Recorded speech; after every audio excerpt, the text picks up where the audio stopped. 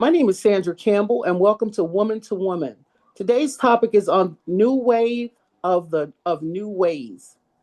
And what we're going to be talking about this evening in honor of National Women's History Month.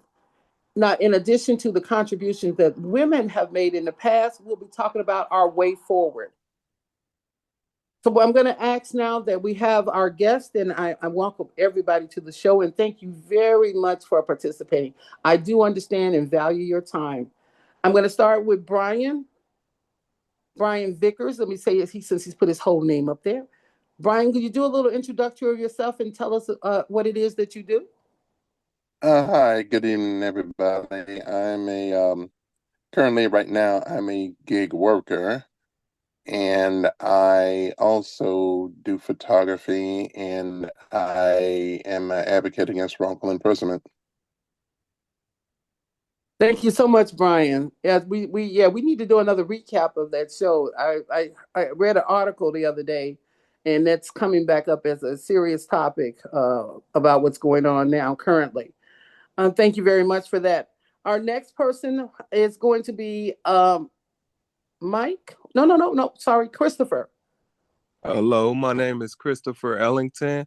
I was introduced to this channel by the IC Network, which is a nonprofit where we um, empower blind and disabled individuals to live independently. And I'm a blind individual. I'm a business owner. I retired from the Ellington firm, which is a long-standing accounting firm that I had for 15 plus years. That's still up and doing well and paying me my retirement check. And also, I'm just passionate about the work. I enjoy Women's History Month. I came here to represent. I feel like if it wasn't no woman, it wouldn't be none of us. All right. All right. Love That's it. I true. love it. That's true. Okay. Thank you very much for that, Christopher. Next, we'd like to have Mike. Mike, would you want to introduce yourself right quick? Did he step away? Maybe we'll have to turn around and come back. Hello. Okay. Oh, there you are. Yeah, I'm over here multitasking. My name is Michael Ross. I'm a project manager and CTO. My experience in both construction and project management came from my joint services in the Air Force and Navy as a combat construction engineer. Thank you, Mike, for that. Our next guest will be Miss Bryn Sharif. And good afternoon or good evening, all. My name is Brent Sharif. I happen to currently be retired. I've been retired a long time. I have worked in financial services and currently write a column and host a podcast called Get Your House in Order, where I try to provide new mindsets for individuals in the area of finance and politics. Great, thank you. We definitely need to tune into your podcast. We all could use a different insight and a new approach. Thank you so Come much, on. Grant. I'll, Thank you. I'll, I'll, I'll be there. And we have another guest, Arnita. Arnita, I want to make sure I'm saying your name right. I'm sorry. Are you there? Did she get a chance to walk away? We can circle back, and we're going to go to Ms. Rose Anthony. Rose, I think everybody's doing a little multitasking. Also, I have another person with me. Okay, sure. If she wants to introduce herself, great, or yourself. Me, it's a him. Okay, Uh, yes. Brother Duncan Ellington, I'm Christopher Ellington's father. Oh, welcome. We love two for one. All right, thank you for joining. Okay. Well, she is saying who I represent. So I represent Indigenous brothers and sisters, building communities, and the name of my mentorship program is Vision, Sight, and Purpose at gmail.com. Oh, that's the email, but that's the name of Vision, Sight, and Purpose mentorship program. Well, thank you very much and welcome. Thank you for giving us your time and participating. Okay, Uh, now I've got a couple of people, a couple more. I have one that was saying Zoom user, and I can see you driving. So if in your car, so that would be you that I'm referring to. Want to give us your name and welcome? We can't hear you. Unmic yourself. You muted. Wanda, are you able to unmute her? She's got herself mute. There There we she go. is. There There you she go. is. There she Hi. is. Hello. Tell us a little bit about yourself, please. Your name and who you are. My name is Angel, and I was referred by Rose Anthony, and I am an accountant and a mother, and that's pretty much about it right now. Well, thank you for joining us, Angel. So we have a couple of finance people on. That's three. I think money is in the air. Hey, three of us. This is a rarity. We never have that many finance people on at one time that I can recall, and it's Okay. not and it's not the topic. Okay, Rose, are you available? So I guess we'll do a circle back for her.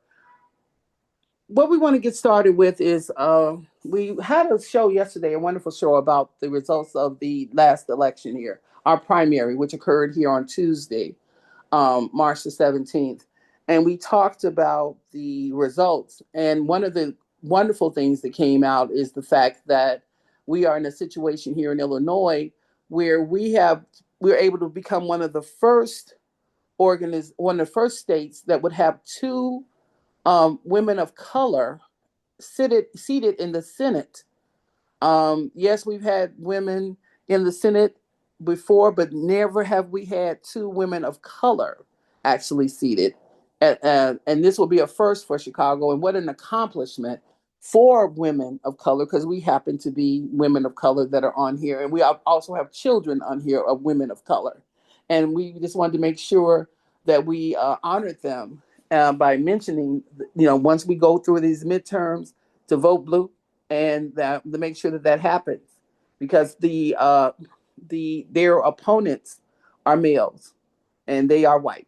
So that would change. It wouldn't be where we have two minorities even seated at the same time for the state of Illinois. And I'm going to have to ask y'all forgive me because I you may hear that behind me because we have the windows raised a little bit. I did let it down and it's still coming through. And I want to apologize, Monica. And with her skills and talent, she can erase all of that. So What is it you need erased? that the horn that was blowing in the background it's gonna Oh, be it's gonna be a gap. It's oh, a okay. little gap in it. You can just take it out. No problem. Okay. Okay, great. Now, the new wave and of new ways actually came about while we were doing some brainstorming.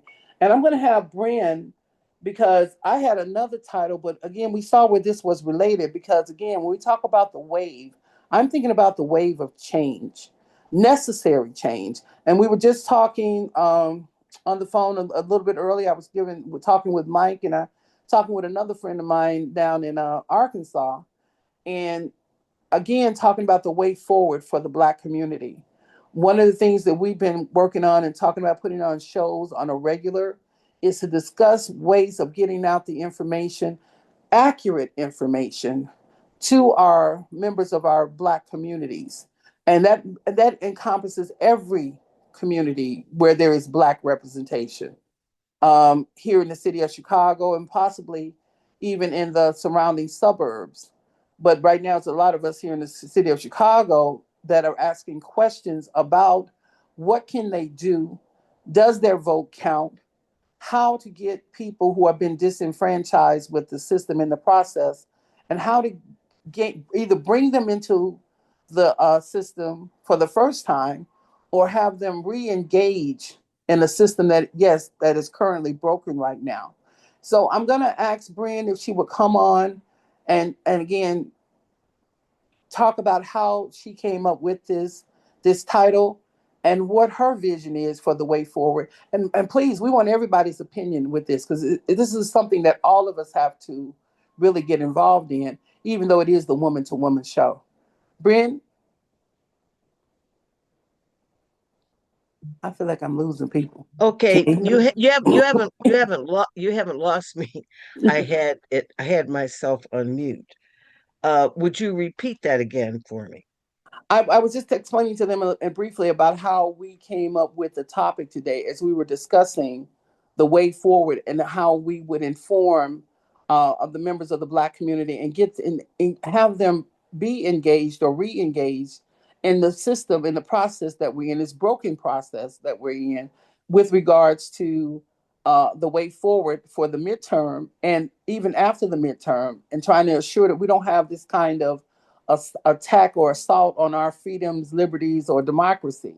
And while we were talking and coming trying to make some kind of sense and come up with it because it was a collection of things, you came up with the term the wave Yes, in the new way yes. in the new ways, new wave and new ways. And I just wanted you to share your viewpoint of how you came up with that topic as it applies for a way forward. Well, it really aligns very closely with scripture. It says, "All things pass away, behold, all things become new."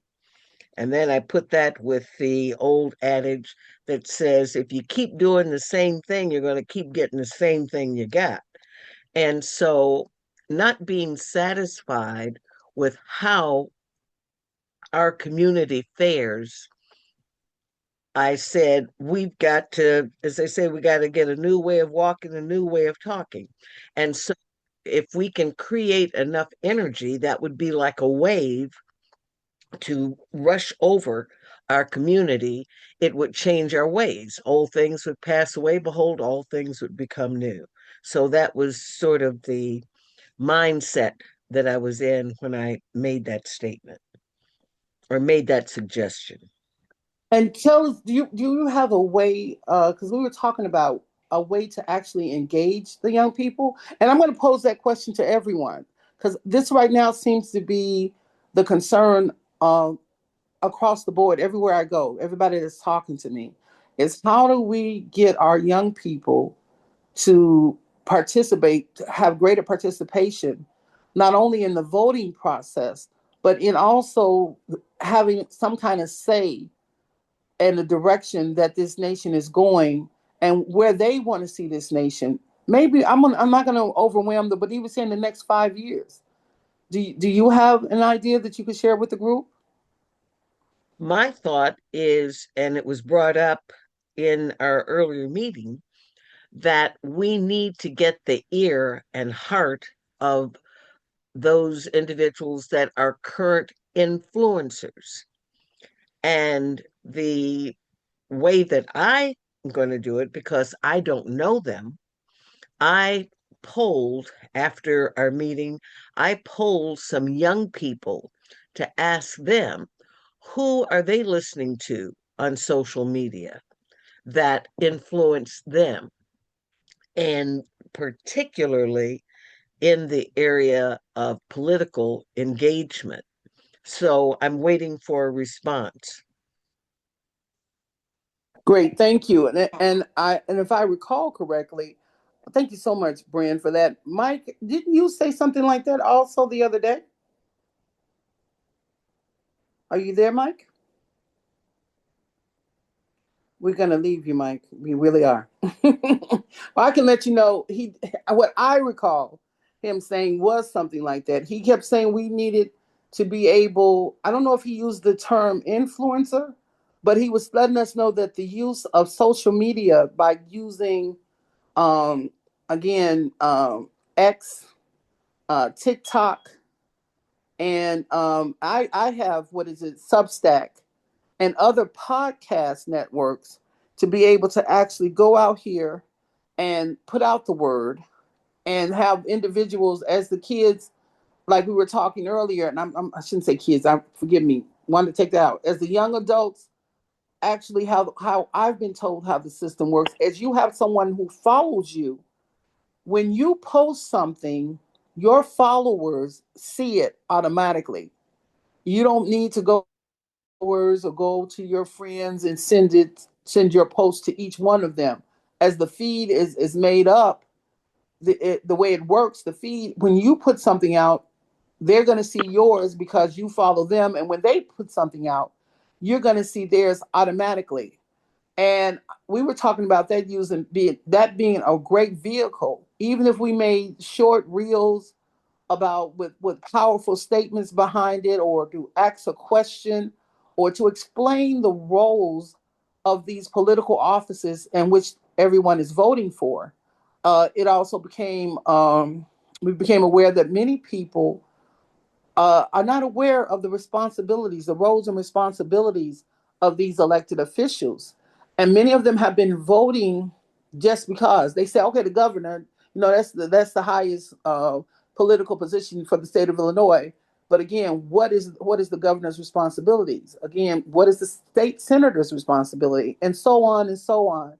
And we kind of felt that if they had more knowledge of how these people, what these people should be doing, and how their offices are ran or should be ran, they could start holding them accountable, which will also make them be more involved in the processes, both local, state, and federal. And Brian, I know with your experience, you have something that you could probably share with us on the way forward. Can we hear from you? Sure. I've done some investigating into criminal cases, and those specifically those who've been wrongfully incarcerated. And the use of social media, like you said before, it is a powerful tool, and it can help get traction even in what I do, working, which is working with the inmates and their families. I that's about all. Oh, no, that's enough. Thank you very much. Because again, never thought about it from that perspective. Christopher?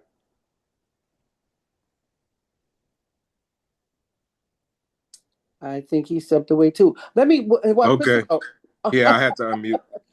Okay. Yeah. Sometimes it's slow to unmute. I get that too from Zoom. Okay. Yeah. I'm when I look. Um.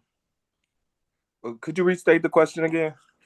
What type of vehicle could we use? We talked about the internet, and like Brian talked about the influencers, in order to get the young people, the young adults. And let me say young, I'm 66 years old. So when I say young, I mean anybody that's 50 to 18.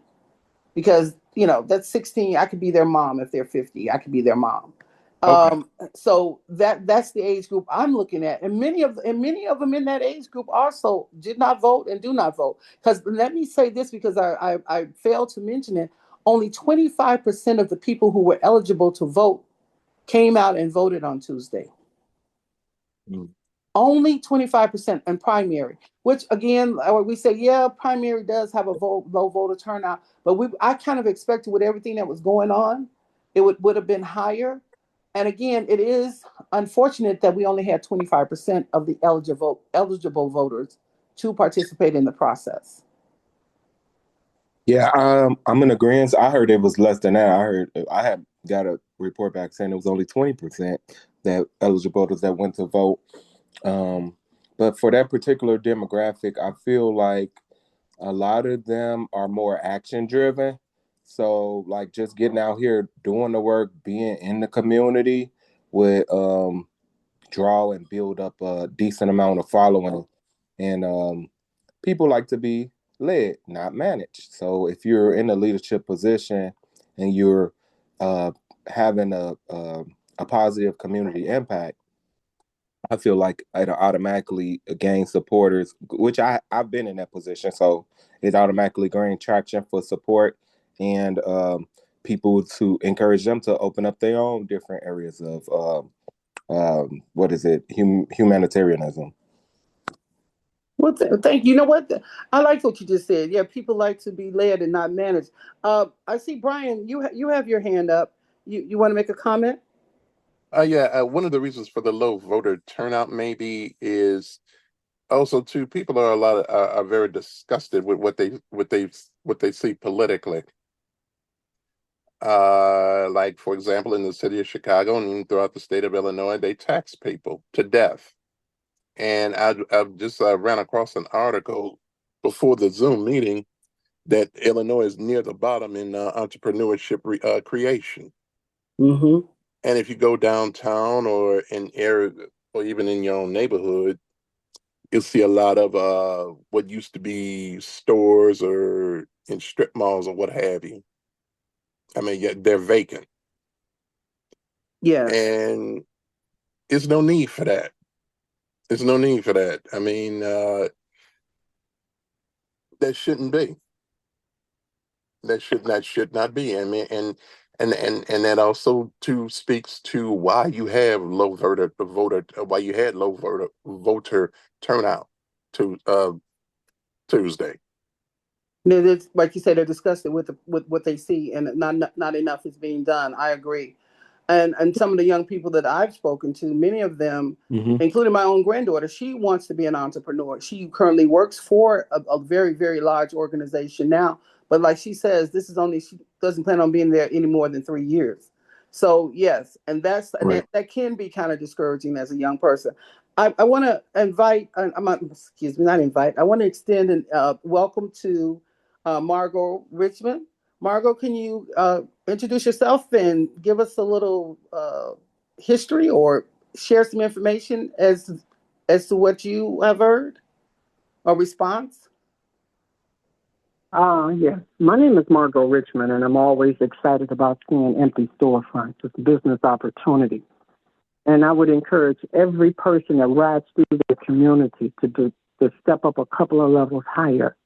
And that's to find out what is the need in that community that appear to be a desert, a food desert.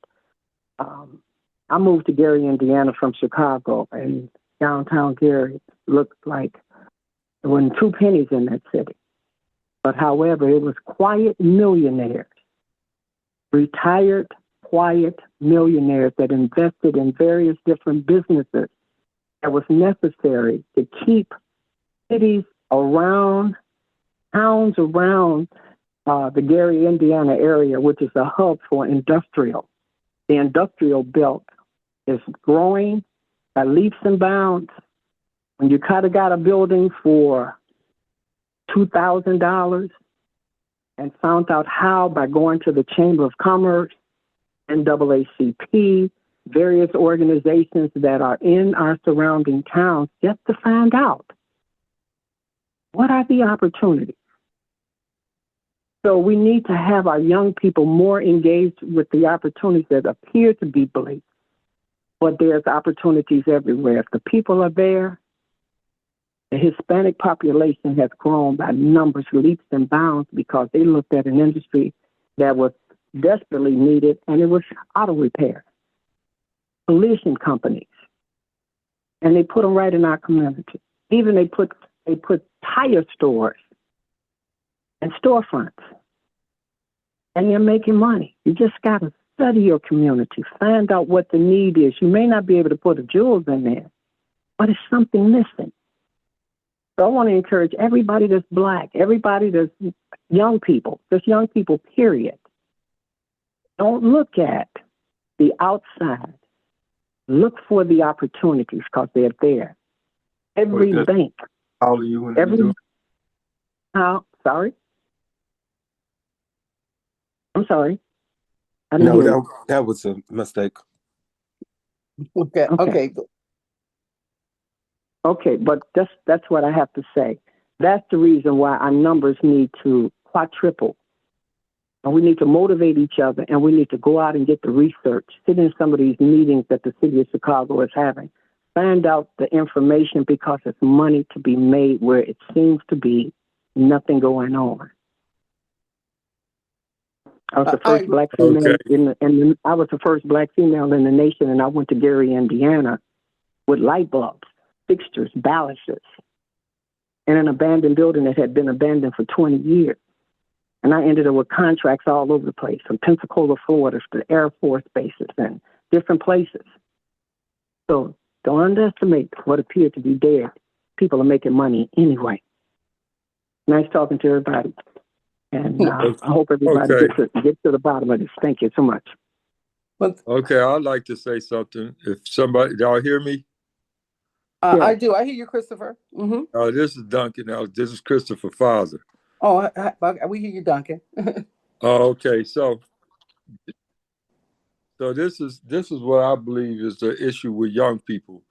The one issue is they're influenced by mostly entertainers and athletes, but then and again, understanding the government situation in local elections and stuff like that, I believe that the parents should put pressure on the schools to, especially when it comes to the sophomore year to junior year, when they're about to be able to vote in their senior year, put pressure on the schools to teach the children the importance of the local election and what the local candidates are responsible for each area in which they live in, all the way down to the aldermen. So it could be more of a pressure on their service in which they served our communities. A lot of people don't realize that politicians are hired to serve the communities. They're not just hired to be a suit and a image in front of a camera when it's time for election. And then another thing is, since the kids do more or less be attracted by entertainment and athletes, have some of these politicians and some of these events to circle around, bringing these people into these events that they're attracted to and speaking to the kids the importance of their position in the community and their influence with the education and the public system, as well as, what is preserved in the neighborhoods, the streets, the caring of the property and the values of the properties, and also the availability for businesses to be developed in the area in which they live. Well, thank you. I totally agree with you. The young people, and I think we kind of mentioned that a little bit earlier, with people not understanding what the roles and responsibilities are of these politicians. And like you just mentioned, the fact that these politicians really work for them. They're not employed like you have a job where you come in and that some company, the HR department has hired you and you're there to serve the best interests of that company. They're there to serve your best interest, the best interest of the constituents, which is the best interest of the voters, and even those who don't vote. But if you are registered in that area, they too need to address what your needs are. And when it comes to what we're calling for as far as entrepreneurship or economic development within the community, we kind of need to make sure that the people that they're voting for have that kind of knowledge, that kind of zeal, that kind of courage, initiative, incentive to go and help bring industries and businesses to the ward or to the district, because we're talking about state level too, as well as again federal, because there are federal contracts that are available to people for contracting purposes, which are everyday people. You can have your office and at home. You could have a home-based office, and you still can qualify to be considered as a contractor and a long-term sometimes contractor for the federal government and various occupations. And in addition, again, those who want to set up some kind of service-oriented business within the community, these politicians are supposed to help you with everything to include zoning. But we need to find a way. And again, I know it's going to probably, you mentioned about people, the politicians actually coming out. I think Bryn and I can't remember who else was on yesterday. We're talking about the fact, Lavette talked about the fact that she got a bunch of literature that people threw away. Bryn said she got literature. I think, Margot, did you get literature? I didn't get any literature. I didn't see not one, not one political flyer